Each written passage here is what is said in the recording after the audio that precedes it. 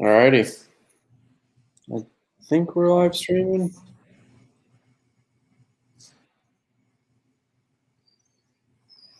I never really know. Maybe.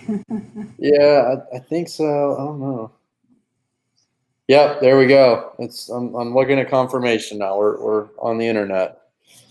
So we'll give a couple of minutes here for some people to start tuning in, and I'm looking forward to this conversation tonight. This will be a good one.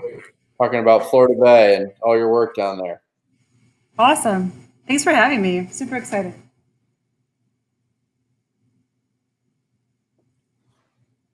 So how's quarantine been for you so far? It's been really good. Good. Getting all your work done from home? Yeah.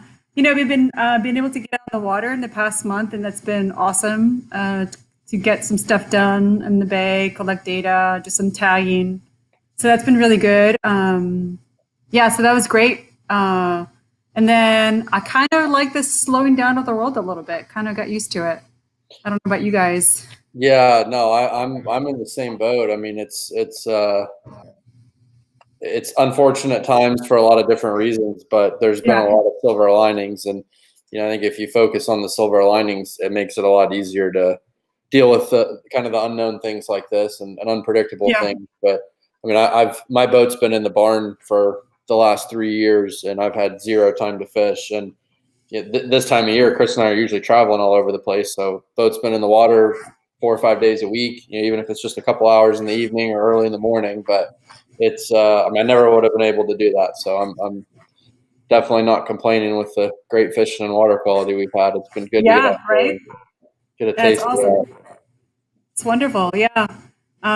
It's also nice to think that, fish are getting a little bit of break too, enjoying some peace out there in the water. They have not been getting a break in Fort Myers area. I've seen more boats and more people fishing than I have my whole life. Really? Yeah. Is that true? Wow. They don't have anything else to do. Wow. I mean, areas that I used to never see anybody tarpon fish, there will be 20, 30 boats in there. Wow. And they're not getting a break up here. There's been a lot of boat traffic, a lot of fishing pressure. So.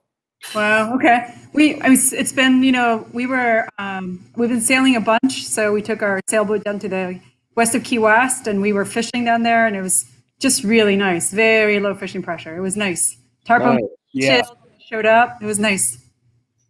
Yeah, the Keys, those fish definitely got a break, and I know the fishing guides were feeling that. Up here, it was like it was still open, and a lot of people were taking advantage of, not being in the office and being able to get out of the house with their families. So it was like Memorial Day every day.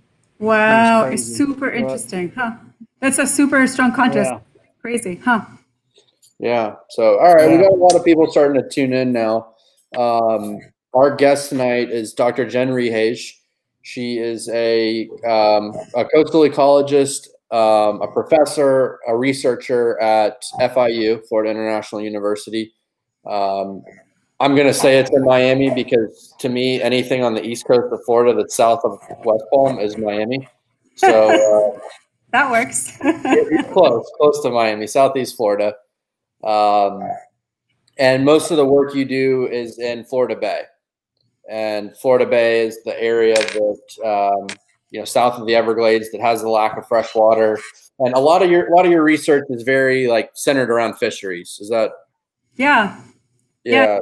Sure. Yeah. So we started working in the park in Everglades National Park, like 15 years ago. And we started in the Shark River. So we've been looking at the Shark River snook for the longest time. And that's been a really fun system to figure it out.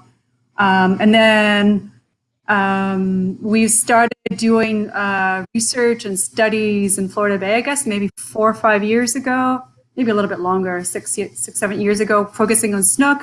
And now we started working on sea trout, looking at the responses to the seagrass die-off and juvenile tarpon. And hopefully we're doing some redfish this summer.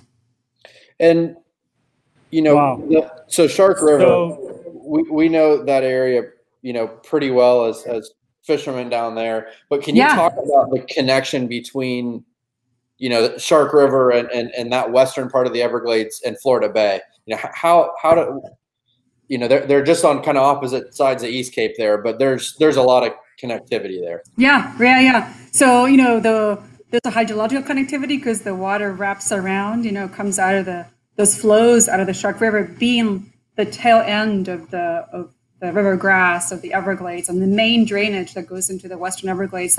That water matters a lot. It goes down the slough and then turns into the river. And then it wraps around the Cape and it feeds into that western part of Florida Bay. So there's a hydrological connectivity, but also the fish, you know, coming out. We have snook that we've tagged in the Shark River and they wrap around, and we have receivers in the Cape and they've come into the bay. Not a lot, but a few of those, although we don't have a lot of receiver coverage on the coast to see their fate. We track them really well in the river. And then presumably they go to spawn. We've had a couple of receivers out in spawning areas. So there's a connectivity, and then we've had juvenile tarpon that moved their way up as well around the Cape. So there's definitely a connectivity, you know, there's no Florida Bay and Shark River for snook. It's just, you know, good water with food, have you. And so the water that comes out of Shark River, which is the bulk of the water that makes its way through the lower part of the system, is able to wrap around the southern part of the Cape. With people that may not be familiar, that's like the very southwest corner of the peninsula of Florida, and then can affect the volume of water there affects the salinity in Florida Bay itself by wrapping around there with those currents. Would that be accurate? Yeah, in that western part of the bay makes a difference on those western sort of waters that are really open to the Gulf, right? So those areas pretty good shape.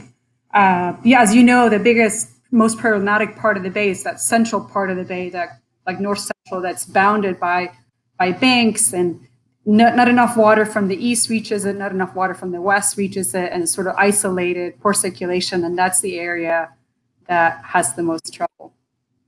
Gotcha. Yeah. Cool. So we've been studying in that area recently, looking at areas in the seagrass die-off, and then the little lakes that feed into that area that have a lot of the nutrients as well. And you studying the snook in Shark River, are you studying, is it primarily adult snook or juvenile snook, or is it a mixture of both? It's both. Super cool system.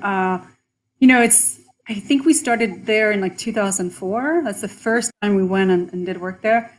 And man, it took us like 8 years to figure out what was happening. I'm sure it would take you guys a lot less, but you know, with us collecting data on a regular basis, we took us like, you know, 7 or 8 years to figure out, okay, what are the snook doing exactly?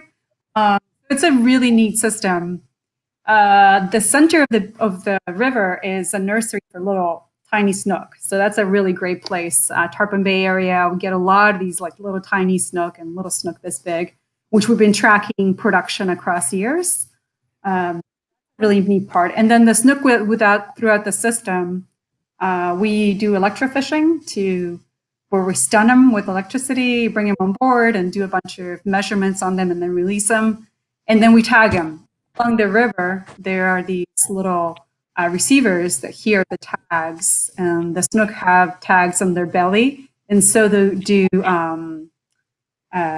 we've tagged our colleagues at FIU have tagged also. We have bass tagged upstream, so Florida largemouth bass at the headwater, and then to see what they're doing when they come. And then colleagues have alligators tagged in the same system. And so we also, and bull sharks. And the snook are super cool. Awesome. They use the entire river, and then they move upstream and forage on all the food that comes off the marshes in the dry season.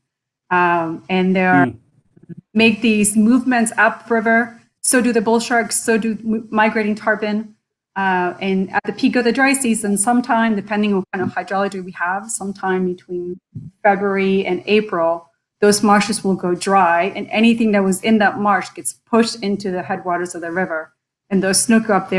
So we pump their stomachs. We've harassed snook quite a bit. We put tags on them. We do all kinds of things to figure out what they're doing. And they're relying primarily on that freshwater prey pulse, these little sunfish that come off the marsh, and they eat them readily. Yeah.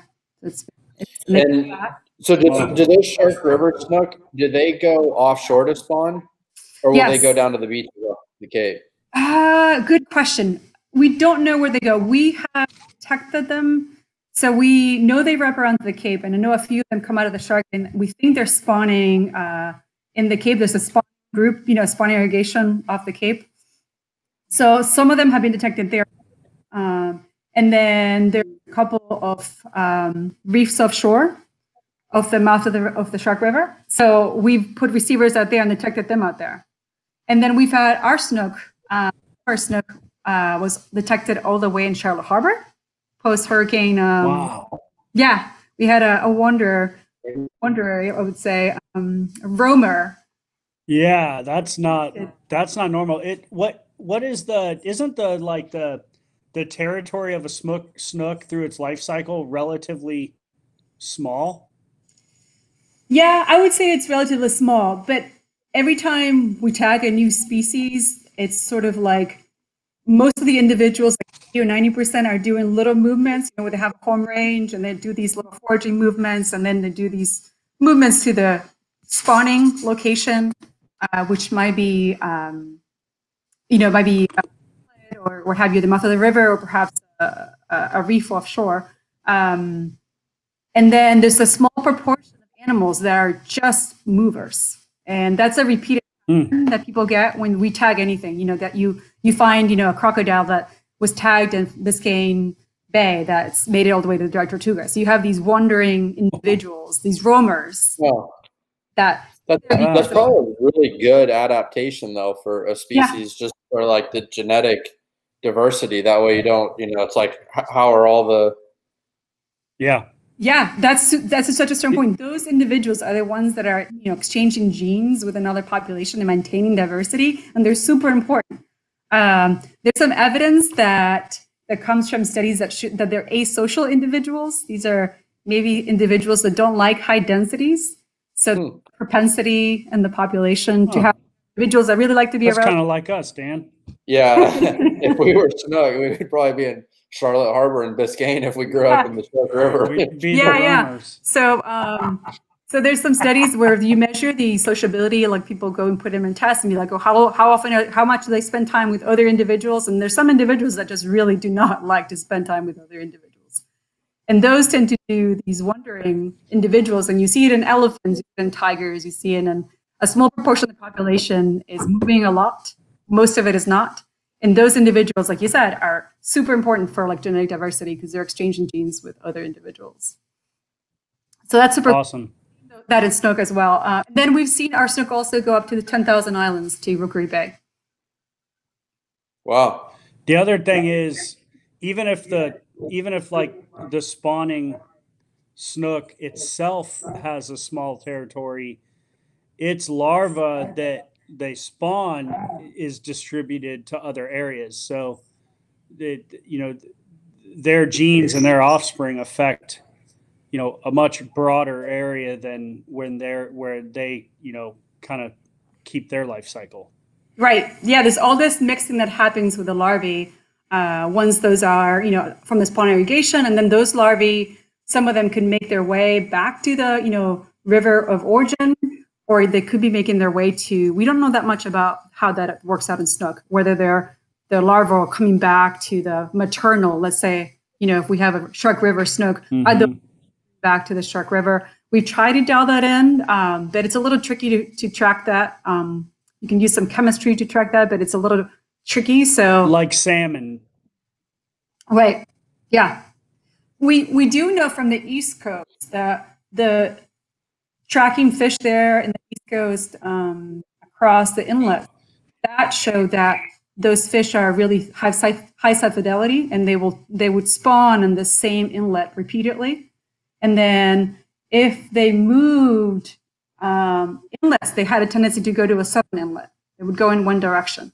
But across spawning seasons, they were more likely to use the same inlet.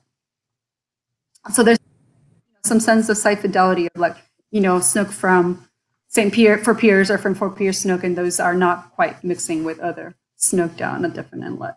Huh. Hmm.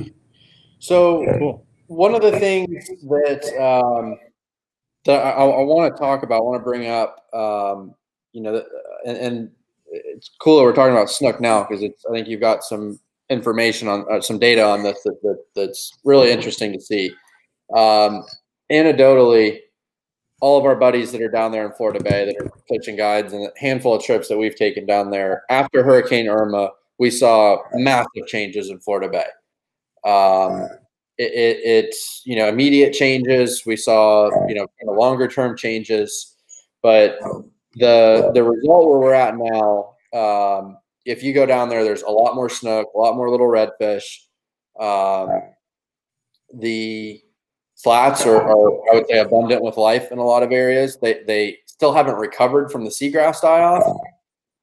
Some places you're seeing a little recovery, other places a little bit more, other places not so much at all. But you know, there's a lot of fish around, and from what I've understood talking to guides down there and what I've seen, you know, firsthand, and just the size of those fish, a lot of them were spawned right after Irma from all that fresh water. Can you talk a little bit about that? Yeah. So we had those receivers that I was telling you in the Shark River, and we had snook tagged, and maybe we had at the time of hurricane when Irma hit, what was September, right? First week of September. So Yeah. We had about maybe 25 tags that were live in the river. And what we saw is as the hurricane is going by, it's a little, you know, I think it went off, I'm not sure, let me think about it now, maybe 15 miles offshore the eye, or maybe a little bit longer, 20 miles offshore the Shark River. As it's going by, our snook are bolting downstream to go spawn, which was very cool. During that window of like 36 hours, we remember the hurricane moved kind of slow and spun around, and it was raining, and it's sort of kind of a slow moving hurricane. So I think we calculated that's about 36 hours of hurricane conditions. And during that window of 36 hours, our snook went downstream and presumably to spawn. Once we get down to the mouth of the river, we can't really track them, but presumably, you know, our assumption is they're going downstream, and we know from previous work that they are most likely going to spawn. And that was happening during the hurricane. It was really exciting.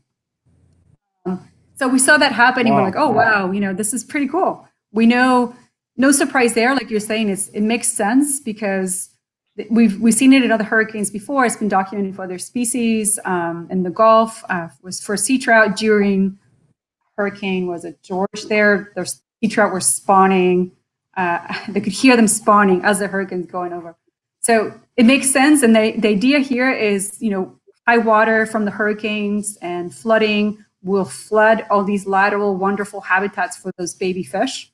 So it's a great time to get your off out in the water. Right? It's going to flood, lots of flooding, lots of lateral habitat, access those habitats, put your larvae out there protected, probably seal the habitat, and then they can get out with the next rainfall. Wow. Hypothesis that you get your larvae, and then you could disperse them in many places too. You know, like you were saying, Chris, you want to disperse those larvae as far and wide, and that would be another way getting those larvae. Big tides and big tides, exactly. Lots of wind. Lots of circulation. So we think that's what's happening. Is that normal for the snook down there to spawn in September like that, or do you think that's just a reaction from the you know, prime conditions because of the hurricane? You know, it's a really good question. We've been doing this for 6 years, and we're trying to figure out that piece, exactly what you're asking, like what drives snook to spawn, because their spawning season starts in May. The trigger. Yeah, mostly in May, you know, spawning May to October, November is the window of time where they should be spawning. And we're wondering, like, should you spawn early, right? When the rains first start and the wet season gets going, and you would have the same response, you know, your larvae have access to those backwaters that should be really good habitat and protected from predators? Or should you wait a little bit in the dry until the season progresses? And what determines if you're early spawner or a late spawner? You know, what drives that? What's the optimal strategy? So now that we've had, 6 years with different kinds of seasons and different size of that pulse that I was telling you of prey that we think is really important, because that pulse of prey of foraging is happening right before the spawning season. So we think good foraging conditions from those marshes, it's going to be really important, whether or not you should go spawn or not. So we've been wanting to figure that out. We know that some years there's a pulse in May. We've seen a couple tropical storms in August, and we see the fish go out. And now we have this percent, I think 75% Snook went downstream, That's interesting. It's really interesting because, I've seen just like if individual weather patterns on a specific day can trigger that same, I'm sure you've seen it, Chris, like out of, different spots we know around Southwest Florida here where Snook aggregate to spawn. And usually what we see is, the females rise up to the surface and you get, like a really deep water pass. We get 100 males that come up and just literally knock the eggs out of them. It looks push on her belly. That's awesome. Yeah. I've never seen it. That's awesome. Yeah. And it's you'll see that, like if you're on a new moon or a full moon, you'll see the, like the prime tide night when you think you'll see the most spawning, that can be thrown off significantly if there's a thunderstorm that comes through when the pressure changes and it slicks out. Yeah. It's interesting. I've seen it in some of the passes here where there's, it's like you're in there on the really good tide night, and then 2 days later you get that weather that comes through, and it's like, where the heck did all these fish come from? And it's thousands of them up the surface. Yeah. It's really interesting, and it doesn't make sense because you would think that in a pass like that, it really doesn't matter whether it's raining or not. But and this is a much more manipulated system up here. But if you look down in the glades where it's really like that is prime Snook habitat, it makes a lot more sense there. Listening to that. Yeah. It's interesting, and it makes a good point. Like if you have these alter hydrology events with where you're, you have a huge pulse of water release, are you causing them to go spawn when they shouldn't be spawning? You know what I mean? Like, are you creating like bad spawning conditions on accident? So because you didn't intend to, but as a byproduct of these water releases, you just triggered a bunch of Snook to go spawn. And that's the unknown there, I think, is, I don't know. That's what, that's why it's always best to replicate the natural system as much as possible with any of these restoration things. Yeah. There's, Snook it's our number 2 species here. Tarpon are number 1, Snook are number 2 that people will travel to Southwest Florida, South Florida to fish for. Although, the permanent bones down in the Keys and East Coast, that's something different. A lot of people will travel here just for those. But, West Coast of Florida, Snook is the primary, inshore game fish. Yeah. That you can fish for year round here. And we know so little about them. Stuff like this that it is having significant impacts. Those artificial releases, it definitely impacts these fish a lot, and you don't know what the long-term consequences of doing a lot of that stuff is until it's too late. Like you're not going to be able to look at science and data and say, oh, we shouldn't do this because X, Y, Z. Like I don't know that we have that luxury. Like you've got a problem that took 100 years really to create, and we don't know all the impacts that's had. I know there used to be a lot more Snook here in Southwest Florida 50 years ago, but there also was a lot more habitat in the river that supported a lot of those Snook in the Caloosahatchee River. All the grass and oyster bars there. That system was so much healthier.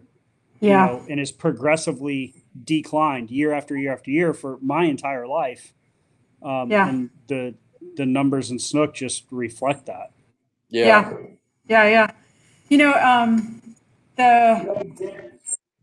Jen, something that's interesting is, and kind of it goes with what you're saying here, is a lot of our guide buddies and Daniel and I have seen it this past year that when when the Everglades does get the fresh water that it needs, we see huge crops of bumper crops, basically of snook, of game fish that, when we got good years where the Everglades is hydrated, it shows you what can happen and how the system will react.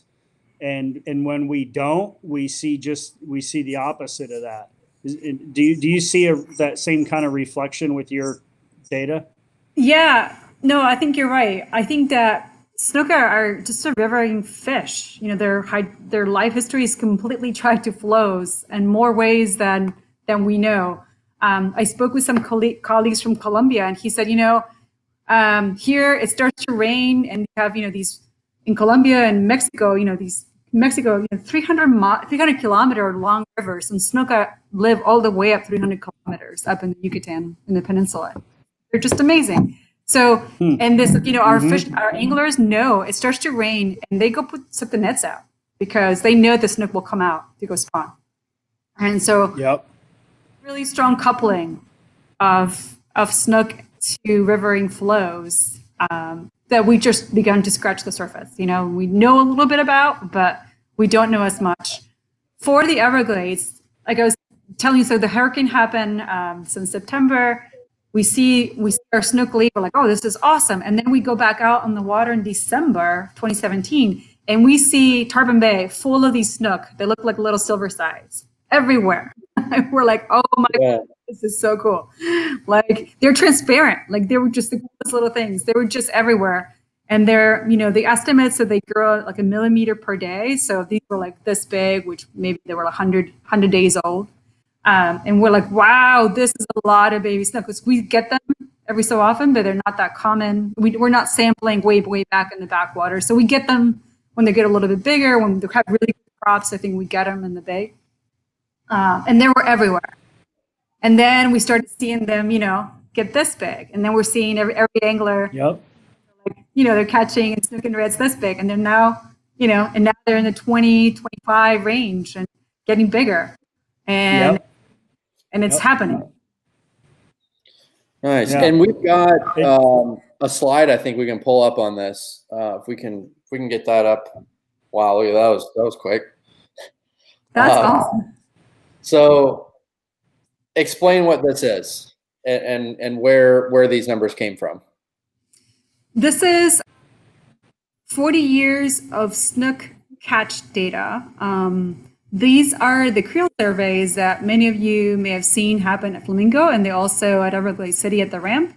Park is a couple park guys, John at Everglades City, and then Jason at Flamingo. And they come up to ask you, hey, what'd you catch today? How's it going? And you may have seen them. They do it on the weekdays, weekends. And it's been going on. If you look down there, 1980 is starting in 77, but the good data starts in 1980. And what you're seeing is that catch rate, how many snook per hour or per angler per day. And it's plotted per year. So it's the yearly average. And you can kind of see that's the average snook. And it's relative to the mean or to the average of the entire time series. And what you're seeing there is you see that peak, right, for 2019. 2019 is the most recent year, the last year in the time series. And the snook catch rate, it's about 4.5 times what we've seen in the previous 40 years. It's the highest snook catch rate in the Everglades National Park. Wow. Is there a way we can blow that up so it just takes the full screen for a minute? So yeah, that would be good.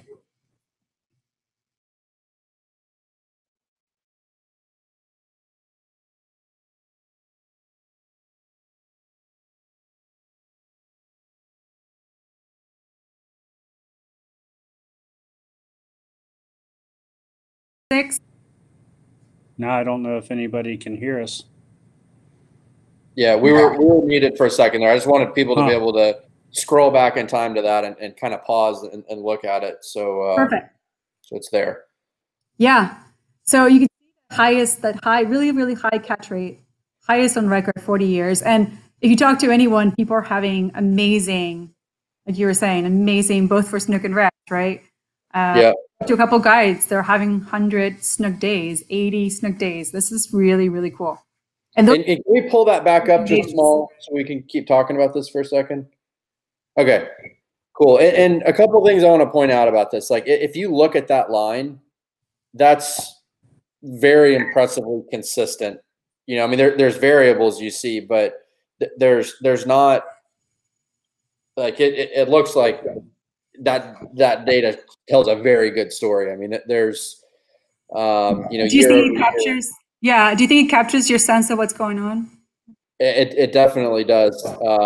Because I fished the bay a little bit, kind of right around that 07, 08 mark.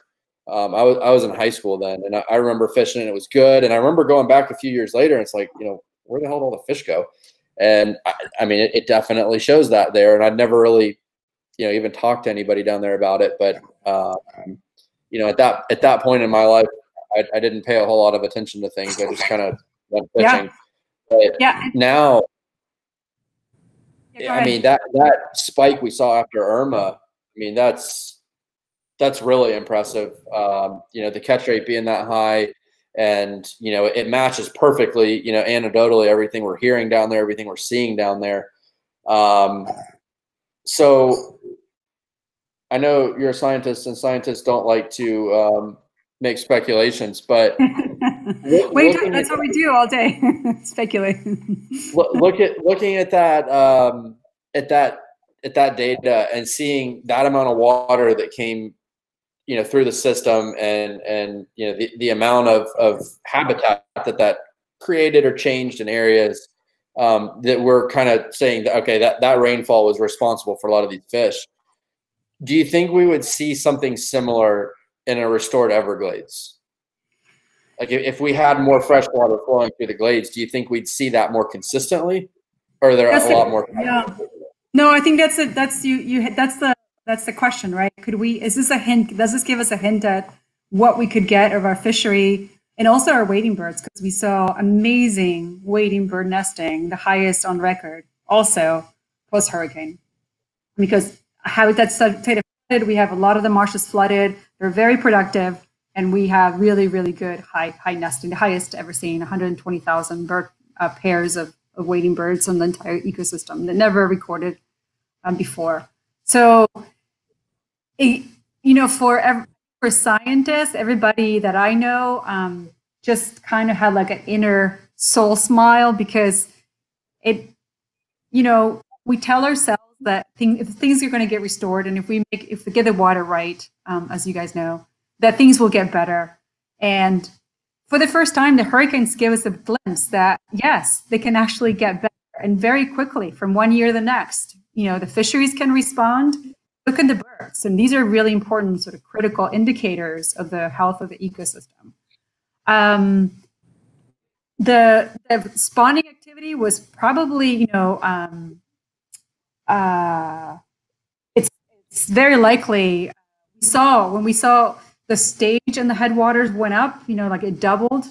And when we looked at what drives the snook movement out of the Shark River, it was half of it was the pressure going down from the hurricane. So they're responding to the cue of the pressure. But 50% of their movements was also explained from that stage going up. So the stage doubled in 20 hours, and those snook are like, let's go downstream and spawn. Huh. Well, it's very encouraging to see that if we have these higher flows and more water, as you're describing, that things could get better, and our fisheries our fish are going to respond. The other piece of the puzzle that we were hoping, like we were just holding our fingers, is like, if we have all these babies, can the ecosystem support all these snook babies? Do we have enough food? I don't know, you know, because there were snook this size everywhere. And reds. Yeah, that's a really good point. So and that's something I was actually just sitting here thinking about is, you know, if you get long-term recovery in a system, and you had consistent water flow where we saw this increase in breeding activity and an increase in offspring, you would also see, you know, the recovery of seagrass and habitat that takes long-term, you know, conditions or recovery situations to happen, where when we see a recovery spike from something like Hurricane Irma, you see it in the offspring, but you don't see it in the habitat that is needed to support those offspring. Right. So do you see a much higher mortality rate due to lack of cover or forage or anything else? Yeah, exactly. Or you get these babies and there's like a funnel, right? They can't make it to the next age stage because there's just not enough food, the habitat's not suitable, conditions are stressful, low oxygen. Like you're saying, it could go haywire. You could have all that production and it just doesn't enter the fishery. But we were so happy to see these guys progress, and we measure their weight and their length, and they look healthy. And if you saw these little snook, they look fat and chunky, and they look good. And they just kept getting bigger and bigger, and now they're in that nice in the 20s now, and getting to that nice size. So that was really rewarding, giving us even more, sort of believe or confidence, and that the ecosystem can support this larger production, and that there is enough food for them, even though, like you said, we had a die off, right? And we're just in the recovery stage. That you say, well, ecosystem's not in the best shape perhaps to handle, and we lost some mangrove coverage, and we had some damage from the hurricane as well. So and a lot of low oxygen conditions that may have been stressful, but in more organic matter that fueled some algal blooms. And despite all of that, these little guys made it through. So and then we came to this dry season, and we're like, oh no, this is looking really dry, right? The water, no rainfall in March. And I talked to Captain Benny Blanco. We're like, oh my God, please don't let these snook die, right? Because if they made it this big in that sort of pre-adult, I mean, the males are already reproductive, but they're in that nice size before they get into upper 20s, into the 30s. We don't want them to lose that. So it was looking really bad, as you know, in March, headed for drought conditions and no rainfall below. We were in a rainfall deficit, and thankfully we had a great start of the wet season. And for the future, the models show wetter than average conditions for this wet season. So that's really encouraging that we'll have a hydrology that will support these snook and reds that are in the system. So that's really, we dodged a bullet really, because we were just like holding our breath. Oh my goodness, what are we going to do? Yeah. Yeah. Well, yeah, that's definitely really interesting. Just, kind of comparing. And I saw Bob Brooks, who's big supporter of Captains for Clean Water, been very involved. He's out fishing pretty much every day. He just bought a new Hells Bay Marquesa about a year ago. He goes out in that thing every chance he can get, and spends every other minute out on the beach. And him and our buddy Pete Squibb, who's collects a lot of data down here. He's logged every fish he's caught for forever. And I've been talking with him a lot about this. And Bob pointed out something here, that our fish up on the west coast of Florida, what we're seeing with our snook is a huge lapse in certain age classes. I've been fishing a couple areas that just in the past few weeks that fish are coming out of the creeks, getting ready to spawn. They're moving somewhere. They're moving real quick. And, the average fish that, there's schools of 10 to 20 fish that, usually you'd see a few females and, 10 males per female. I've caught one male snook in the past couple of weeks, and it's like, you're seeing constant schools of, 10 to 20 pound fish, or, 8 to 20 pound fish coming down these shorelines, and they're seeing the same things out on the beach right now. What we think happened up here is that we just lost a lot of those fish during our red tide. Yeah. And it's, there's like a whole year class size. Fish several year classes, because I mean there's some that are this big, and there's a lot that are 30 inches plus, but yeah, it's whatever was going on with our water, when it got bad, those big females knew to go up the river. Yeah. And for whatever reason that was, they cleared out because there were no snook that were surviving in Pine Island Sound in 2018. So those fish that were of a certain size then that are now, a lot of the fish we're seeing now are like 34 to 40 inches. Yeah. So whatever size they were 2 years ago, they cleared out, disappeared, and a lot of other size classes didn't make the cut. Didn't make the cut. Yeah, so couldn't figure out where to go, whatever it was. I don't know, but do you think those fish relocated elsewhere, or? I don't know. I've heard a lot of people in the northern Everglades say that when that red tide was happening, like just around the corner from Marco, like the Goodland area. Yeah. They said fish showed up out of, just everywhere. There was just, I've seen a lot of fish. So I'm sure, some fish like Estero Bay, who knows, could have been from Pine Island Sound. I don't know if they really had the time to get down there. Yeah. But there were a lot of reports of there being a lot more fish, from Chokoloskee to Marco. Yeah.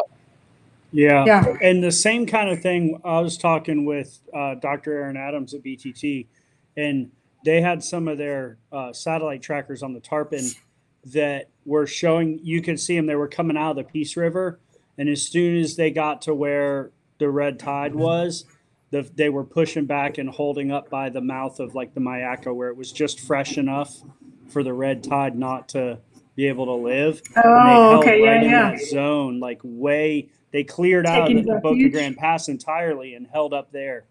Oh, super cool. Yeah, just hanging on to those low salinities. Yeah, but that makes sense. That would have come to the 10,000 islands. I wonder if those fish are still there. No, I haven't. If that fish held out, they sort of try to make their way back. It's I don't know. I wonder. It's tough to see that year over year because you don't. Once they're down there, they all would kind of blend in, and it's always harder to figure out if fish have left you. When you get new fish, it's pretty obvious. We see a tarpon and then snook fishing. Like when something's changed and a lot of fish move into an area, it's real obvious. But sometimes when they start to disappear, like you're just like, well, maybe there's somewhere I can't find them. You don't really know. So I mean the same thing for our shark river. I mean, we know what they do when they're in the river, and then they go downstream. Some of them will come back, but I would say like 2/3 of them, they disappear once they go to the mouth, and we don't know if they go out to the reefs. We picked up a few in the reefs. We know a couple of them wrapped around the Cape, but we don't have a really good handle how much there is up and down the coast. Once they get to those coastal habitats and those beaches, we know some of them come back, but the majority of them don't. And I don't know if they're just getting eaten. They just stay out there for the spawning season. They just move somewhere else. Yeah, and I know FWC's data up here shows some really similar patterns to that. Yeah. I just feel so like it's like we just so fortunate because I was just hating the idea of losing these snook that they're moving down into the Keys, expanding out into the lower part of the bay, filling in habitats that becoming abundant in places we haven't seen them be abundant too. The reds too, pushing down into the lower Keys, and that's so needed for us to have good news on our fisheries. That just the thought of losing them with a drought or just a late onset of the wet season would have just been like devastating. Yeah, and every time we talk to the guides that fish Florida Bay and the Keys and stuff like that, they're always harping on that. Like that's the need for building in water reservoirs and water retention into Everglades restoration is so that you're able to deliver fresh water down to that part of the system during drought, just in order to mimic what that natural system did, being slow moving and like a big sponge that before it was manipulated, it could buffer those drought events much better than it can today. Yeah. Yeah. So it's so vulnerable. And our ability to get water to the bay, it's so, deficient. And even I just read, one of the, documents on restoration, and at the glory of restoration in 2032, we get everything we want for restoration. Florida Bay will get 11% more water. That's it. Wow. 11%. If we get everything we have on the books now. Yeah. It's not a lot. It's just not going to fix the issues more. we have. We need more. Yeah. And that's, politically, that's the challenging thing. I've been a believer since we started this organization that, a lot of these plans were formulated in the year 2000 when we weren't having massive toxic discharges, when we'd only seen one die off in Florida Bay.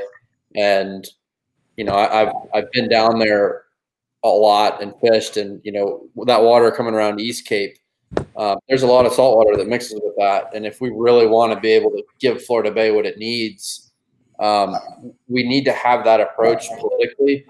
And, as a society that's something we want to do, and that we can't be, constrained in doing so. It's what does Florida Bay get? A third of the water it historically did? Yeah, a fourth, a 20th in the dry season. Yeah. And that's the issue. It's Everglades restoration is not about getting more water to Florida Bay in the summer because we don't want it in the Caloosahatchee. That's not Everglades restoration. Everglades restoration is adding more storage and treatment so that water can get there in the dry season, because the dry season is when they need it. And, it's what, if you can't solve that piece of the puzzle, then, we're not going to get where we need to go. Yeah, no, so, yeah, you're totally right. Yeah. If you think about like amount of water that's in the Everglades as a pie right now, you guys, we release for every, take the pie, and 55% of the pie comes to the Everglades and enters the park. 45% gets released and just goes out, damaging the estuaries that you guys love, right, up there. And doesn't, we need to clean it up. And we have the water, but basically for every drop that comes into the park, a drop gets thrown out to tide. Yeah. And a whole lot of it gets used for irrigation supply. It's also, and that's the thing. The big picture of this is, everything used to go to the Everglades. It all did. There wasn't any that was discharged. There wasn't any that, was used for different water supply functions. So it's solving the water quantity issue in South Florida. It comes down to building enough storage and treatment to where you don't have to discharge. And if you don't have to discharge, you can then store a lot of that water, whatever is going to evaporate or permeate out of it. A lot of that water can, be pushed down to Florida Bay. And those, looking at the intricacies of how these snook have adapted and evolved over thousands of years, little tiny changes in natural flows, we saw they know when those storms are coming. They know that weather and how to respond to it to better survive as a species. So our goal should be and needs to be that these restoration projects mimic what naturally happened. And that's what you have to keep in your head here. It's not about, it's not about anything other than trying to, create a system. It's like having an artificial heart. You wouldn't want an artificial heart that's, like a weed whacker motor where it's, Well, that only gets you 30% of the blood you need. Or you have to replicate that exactly, otherwise, the patient dies. Yeah. So it's the same with the Everglades. Like that system, it has to provide that same pulse that it historically did, and that's we see it, you know, as a scientist, you see it. As fishermen, Chris and I see how little tiny changes will really throw off a ecosystem that we depend on for our economy, for our quality of life, our everything. Yeah. That's people don't come down to Florida to look at concrete blocks. You know, we come down here because there's, you know, beautiful water, awesome fishing, and awesome outdoor opportunities. Like these intricacies, our policymakers need to be listening to scientists and to people that are out there every day that really see it and understand it. You know, it's so interesting. I just love the fact that you were saying that, because like, I just don't understand. Part of me doesn't get why as Floridians, we haven't embraced this identity. That identity is water. I mean, we started to, and a lot of that is you guys, actually, you know, like you guys have made that connection for people. But I lived in California for a while, and people in California and there are these amazing commercials that give you goosebumps about being a Californian, what it means, right? As an outdoors person that, you know, you go up, you know, hiking, and you go do all these fun things that are California things. And they seem to get it. You know, Californians have this unity about them, regardless of their political views. Californians have this thing about they get their state, and they have this sense of identity of their coast and their mountains, and they just get it. And I just don't know why it's so hard for us to come to terms with the fact that, you know, our state is about fishing and water. Like, we need to, like, Floridians, come on, let's get together, because we're just missing the boat. Like, you know, and we think, yeah, you know, about our tourism industry. I'm like, no, it's not about our tourism industry. It's about who we are as Floridians. We are, you know, about what you guys did when you were kids. You know, it's about what, you know, the fishing we did. Like, this is about us. Forget about yes, it's great, but it's about who we are. And like, we need to, like, I don't know, hug it, embrace it. I don't know what the word is, but you know what I mean? Yeah, and not take it for granted is the big thing. You know, I think that's the biggest issues. You know, a lot of us, whether we grew up here or we moved down here or whatever, you know, it's the generation, you know, even 2 generations before mine, you know, those that are still alive and were fishing actively, you know, when they were younger, their perspective on this is like, you know, the ones that actually get it, the ones that have been out there and experienced it and watched the decline, you know, they never thought that was going to happen. They thought it was, you know, oh, how can you mess this up? There's so much. It's so plentiful. How can you screw it up? And I mean, I'm 29 years old, and I've been fishing a lot since I was 7, 8, 9 years old. And the changes, you know, in the last 20, 22 years are unbelievable. It's like, you know, a fraction of what it once was. We still have good years. Like, we had a really good tarpon year this year. And, you know, around like 2012, 2013, we had some awesome red fishing. I mean, some of the best I've seen in my life. A lot of fish showed up, but the big picture is that it's a decline. And, you know, the first step is admitting that there's a problem, which I think that was a big barrier 4 years ago. I don't think it's as much of a barrier now. People are, you know, when there's bulldozers going down in front of, you know, $20 million beach houses piling up dead fish, that kind of changes your perspective. Like, nobody paid $20 million to see that. Nobody paid $3 to park at a beach to see that. They're not paying the $6 toll to go to Sanibel to see that. And I think we're doing good there as far as admitting that there's a problem. And I think we're still seeing, you know, more and more people getting engaged on this, but we've got a lot of education to do. We've got, you know, the person that goes to the beach because they want to, you know, point to the dolphin so their kid sees it and pick up seashells. That's also dependent on our ecosystem. And, you know, I think that's our challenge right now is getting all Floridians. Like the fishermen are getting it. The outdoors folks are getting it. The scientists have got it for decades. It's a matter of, you know, pulling everybody else in and you know, really standing for something. Like that's you know, where we are. Jen, and it's kind of interesting because you said it from exactly the perspective of why Daniel and I started doing this was, we need to do this because this is our entire life. Yeah. It's not, it's how we make our money. It's how, it's how we recreate. Literally our lives revolve around these ecosystems from, Lake Kissimmee to the Florida Bay and East Coast and the Keys. Those are the places that we've grown up in and hold near and dear to our hearts.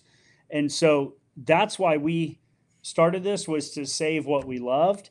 And then it wasn't anything about, like, we got to do this to save our economy or, yeah, right. That's right.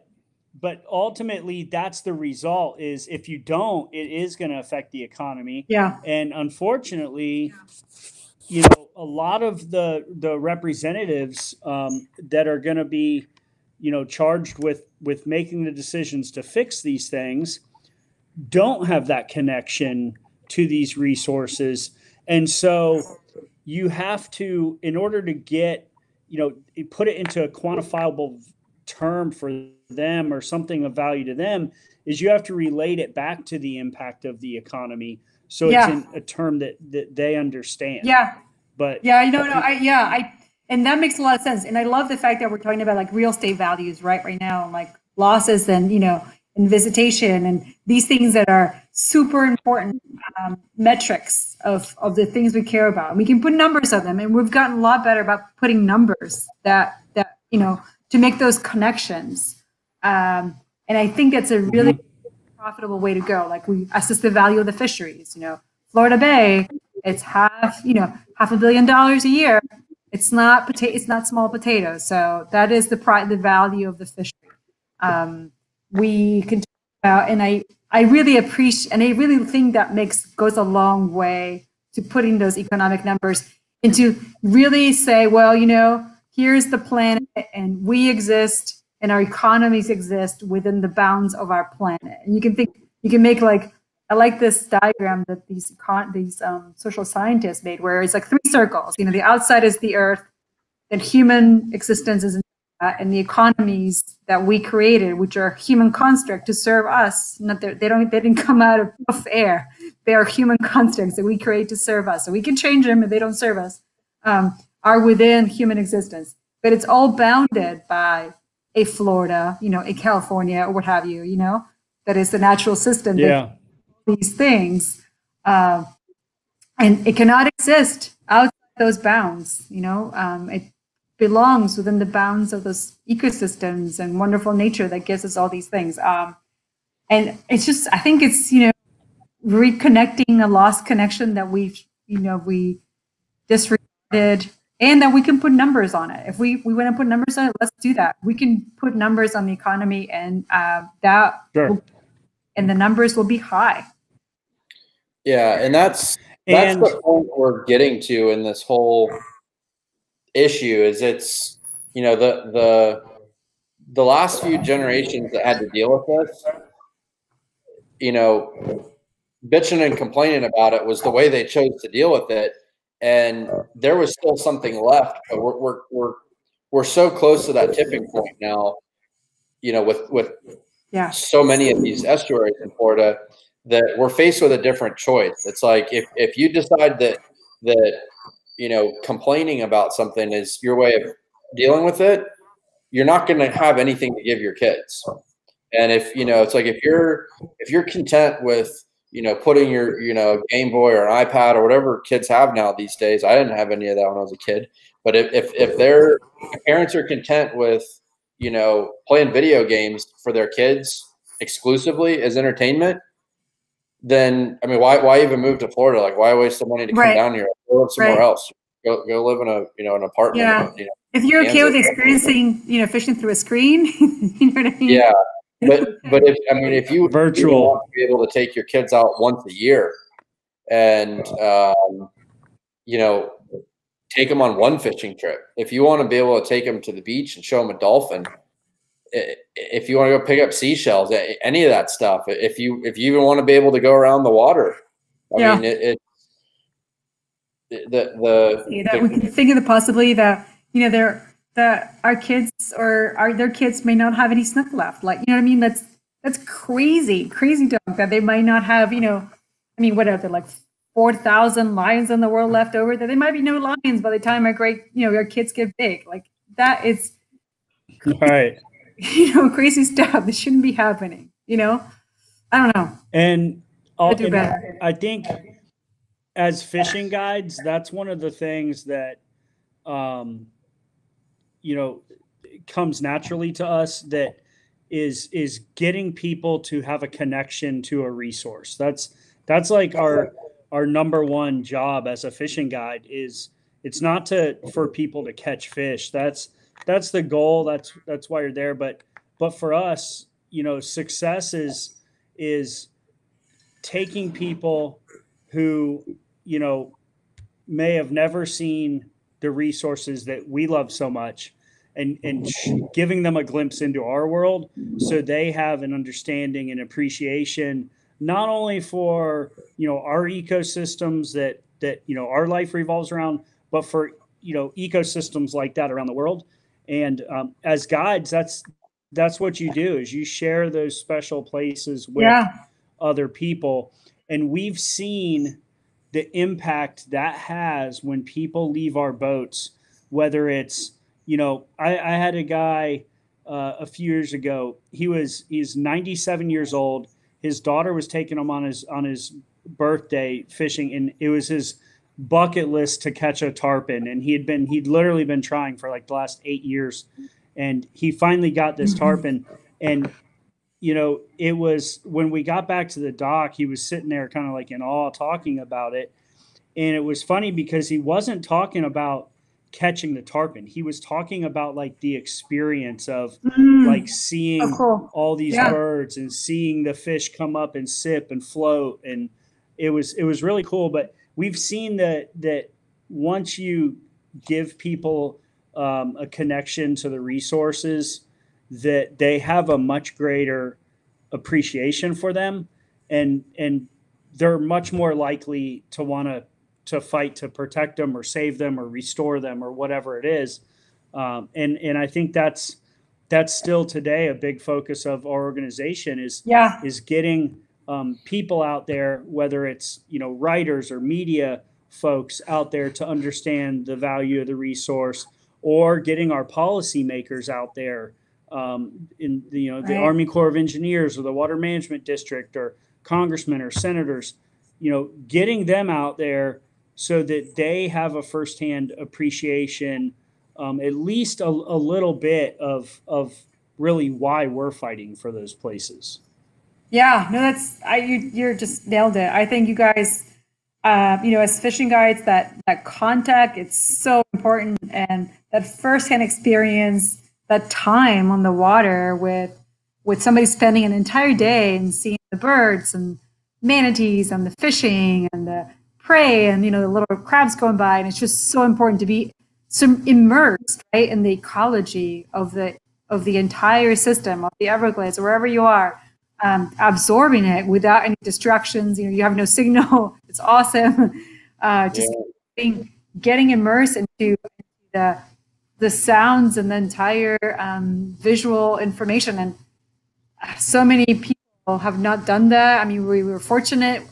We did that as kids, and I spent all the time, you know, I spent all my childhood climbing rocks in the intertidal, like just seeing what fish got caught up where. But you know what I mean? And it's part of the way I experience nature. But I guess a lot of people didn't do it, and it's just, you know, getting that connection is super important. I just so value that people have through you guys as guides. Yeah, it's amazing. Yeah, and it's important also for people to see it, because not everybody has, you know, the same baseline. Like, you know, Dana said earlier, like, you know, generations before us, you know, were like, they would tell us, like our uncles and our dads, you should have seen it when I was a kid. I wish you could have seen it, you know, 50 years ago. And the people that may be just coming to Florida, you know, they might go out and see the water today on Sanibel and think that it's just amazing and it couldn't get any better. And whatever. But we're sitting here going, man, I wish you could have seen this 30 years ago when I was a kid. And so that baseline is different. It's important to be able to put in perspective, I know, to people, just, you know, how we have been in a steady decline and the importance of pushing into a period of recovery. I don't know what you guys think about this, but I was thinking about, you know, at least in the Keys and the Bay, where fishing activity sort of, you know, came to a stop or just kind of, you know, was very small. I mean, I was thinking for people to reset their baselines a little bit. Quality got really clean. There was less boat traffic. There were no cruise ships in Key West, and people could see the bottom. And then fish were very relaxed. And I was talking to a few guides. I'm like, you know, fish are they're very chill. Like in the Tarpon are not doing things that we've seen them do. Just doing, you know, cool things that we don't get to see often. And it's really cool to see that. And I was wondering, this is a little like a taste of the fisheries we could have. I know you said that in your end, it was super high pressure, but elsewhere, maybe people are getting a taste of like, wow, this is, I don't know. I've been thinking. Well, you know, that's a good point. And the way you could look at that also is, and as fishermen, we see that the two greatest influences on fish behavior is habitat and pressure. You know, if you don't have good habitat where they're comfortable, they'll be on edge, and, you know, they won't be happy. If they're too pressured, they'll be on edge. They won't be happy. And so that also is why the amount and the square footage or mileage of acreage of habitat is so critical, because it's not just for forage or just for, you know, protection. It's the more, you know, sustainable habitat you have that those fish like, they're going to be spread out in a greater area, and the fishermen and the boaters and the people that are enjoying those resources are going to be spread out in a greater area. So when you concentrate the fish, when you lose a big section of habitat, like what happened in Florida Bay, and you concentrate the fishermen on what's left, then those fish are under a greater amount of pressure. So, you know, it's kind of a compounding effect there as well. As if we can get recovery in habitat, you've got a greater area to be able to sustain the pressure that, you know, the resource users put on those fish. Yeah. And to kind of go back to what we were talking about, you know, you know, clients' perspectives. And the first time I experienced really bad discharges when I was running charters was 2013. And I had some clients that, you know, and we were catching a lot of fish. One of them had booked me for, it was the better part of a week, you know, 4 or 5 days.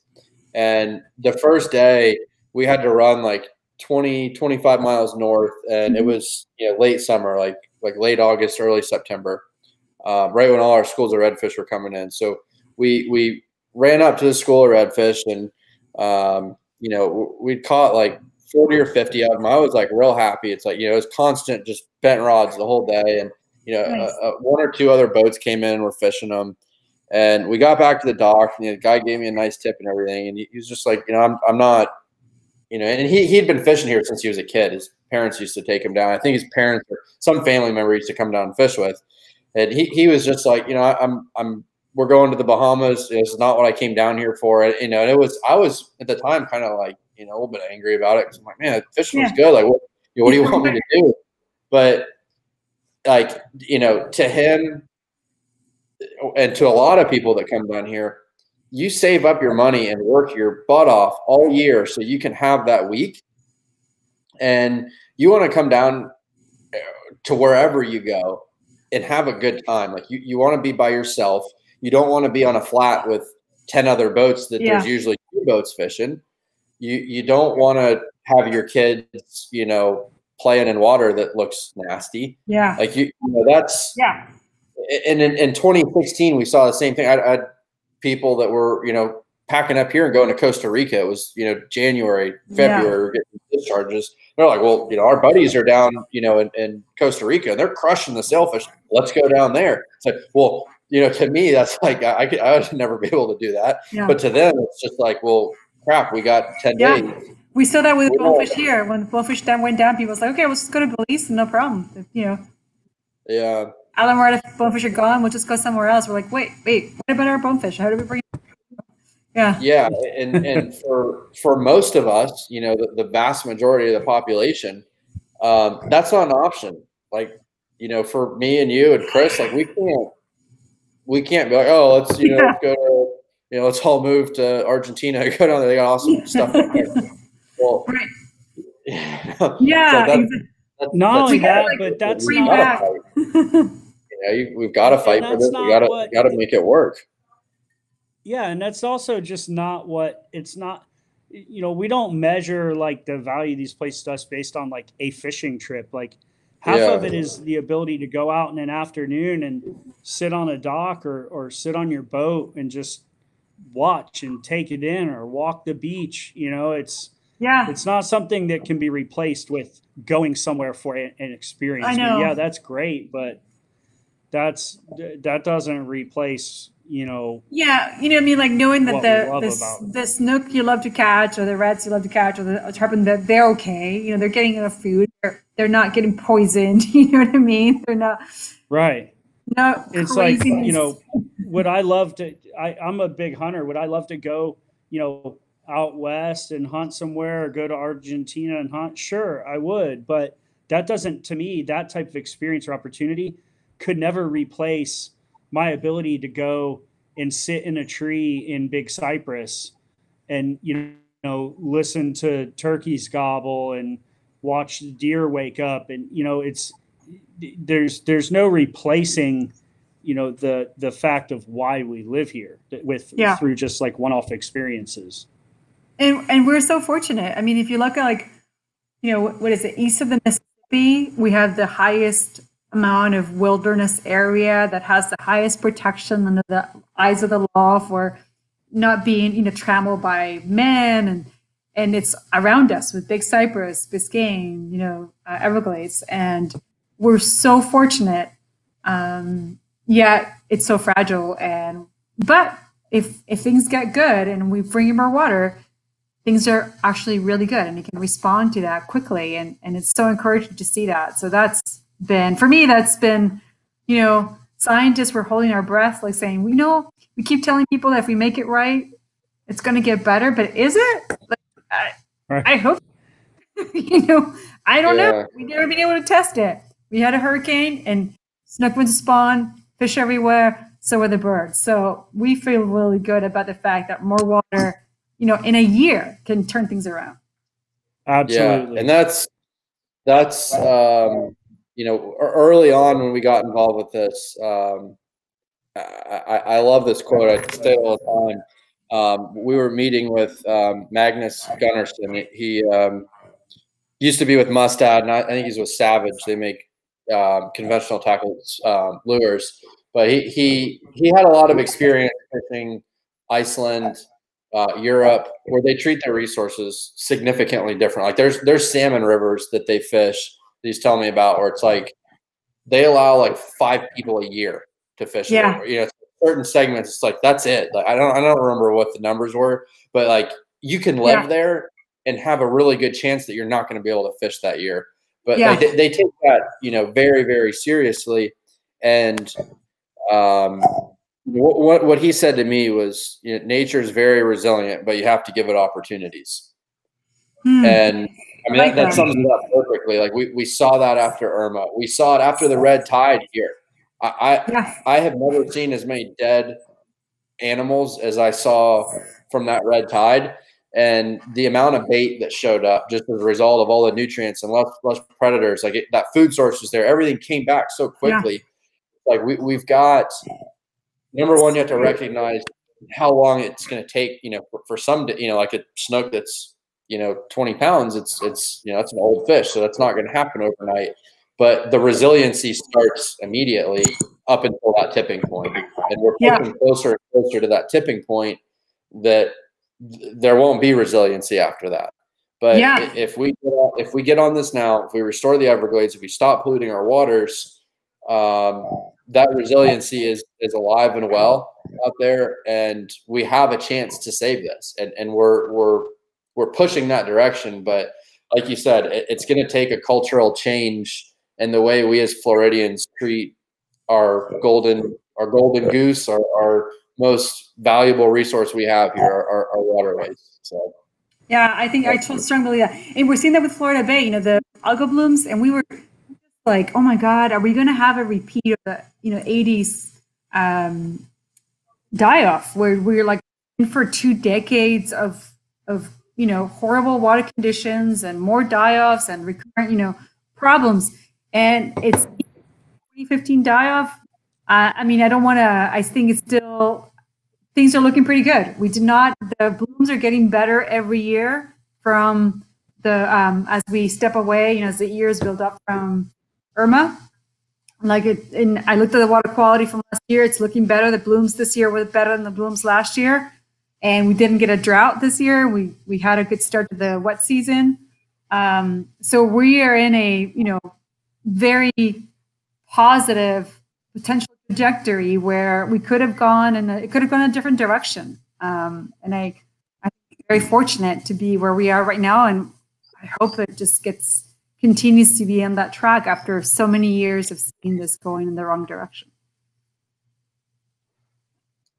Yeah, I think that's well said. And we didn't get into a bunch of comments. I know we probably got to wrap up here, but Mike Holiday, he's a fishing guide over in Stewart on the East Coast. He has a comment here that I think is a pretty good comment just to leave off the conversation. As Everglades National Park is the 3rd largest public park in the lower 48. It's 1.5 million acres, and it's up to us to protect it, restore it, and the river of grass. And so, I think that's pretty spot on. And the way that we do that, there's people asking, what do we do? How do we see progress? It's by getting engaged, talking about it, making sure that, we hold our policy, makers and elected officials accountable for pushing these things through in a timely fashion, and hold their feet to the fire, make them take a position on this stuff, and then make them see that position through.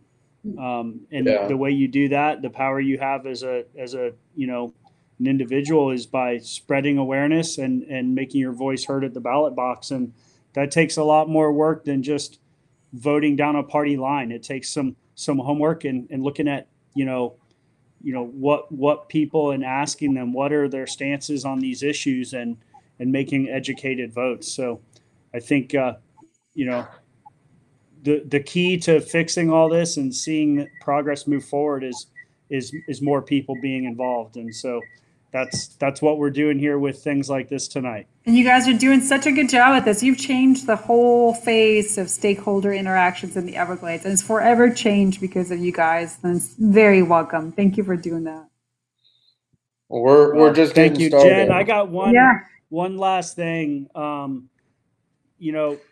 Daniel, he's not quite as good a fisherman as I am, and he kind of struggles a little bit. And I was wondering, that electroshock deal that you use to catch your snook, do you think that you could I think if you hooked Daniel up with one of those apparatuses, he might be able to put some more fish in the boat? I've already got one. I learned that trick a long time ago. Everybody asks me, why do you have a huge generator attached to your polling platform? I catch it all.